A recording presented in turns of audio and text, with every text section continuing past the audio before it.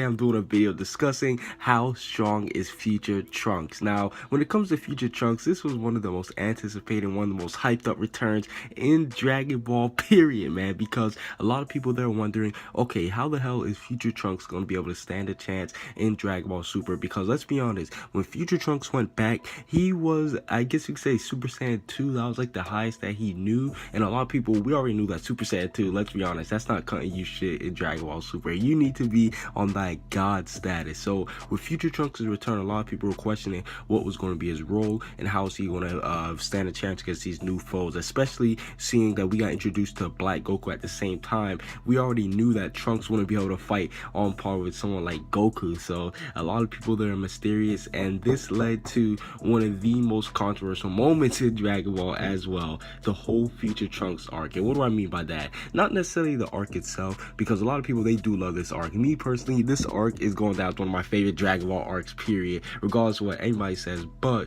the most controversial part is Future Trunks himself and his strength. Now, we know that back when he first met Goku, after he went through the whole the post-traumatic disorder, and he's tried attacking Goku, we know that Goku was like, okay, let me test you, and Trunks end up going Super Saiyan 2 against Goku Super Saiyan 3. Now, in the manga, I believe it's a little bit different. I think, correct me if I'm wrong, I'm not 100% sure.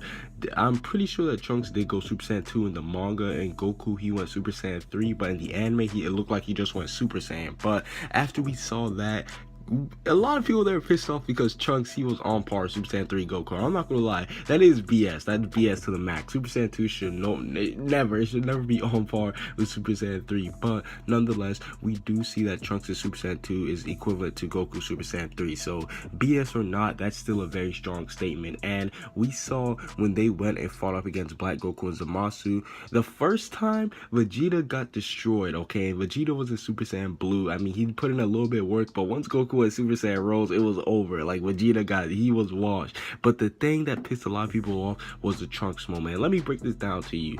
No, Trunks, he did not have an upper hand on Black Goku or Zamasu, okay? With his fight with Zamasu, when he stabbed him, that was used as plot. And let me tell you why. It was used basically to show that Zamasu was immortal. It was used to show that Zamasu, he could take any hits, and that he was basically like a god at that point. So his fight with Zamasu, it didn't really mean anything. Yeah, he did get some hits in, but it's not like they were damaged after that. And his whole thing with Black Goku, when they started trading blows and he ended up like kicking him into a window, Black Goku, or not into a window, to a whole building. He broke multiple windows, but Black Goku got up unscathed. He just had to dust his shoulders off. You know, he did a little shimmy shake and he was good. So the whole thing against Trunks and Black Goku, he didn't really have any damage inflicted on Black Goku either.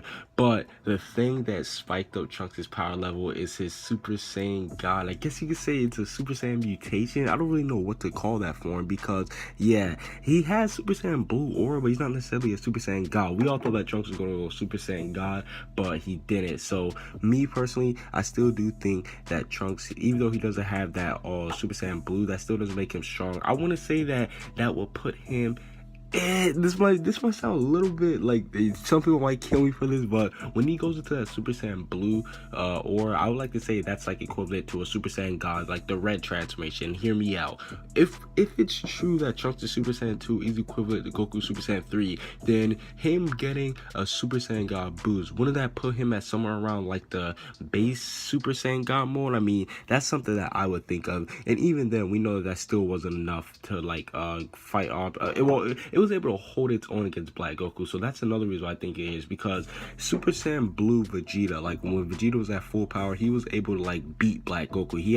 He forced him into use fusion, and we know that Trunks with his Super Saiyan God I don't even know what they call it, with this pre-Super Saiyan God thing, he was actually able to pull up a fight up against Black Goku. So I think that Trunks, in the end, no, I do not think he's stronger than Vegeta. A lot of people are like, does this mean that Trunks is stronger than Vegeta because he was able to fight with Black Goku longer than Vegeta? No, I don't think that's the case.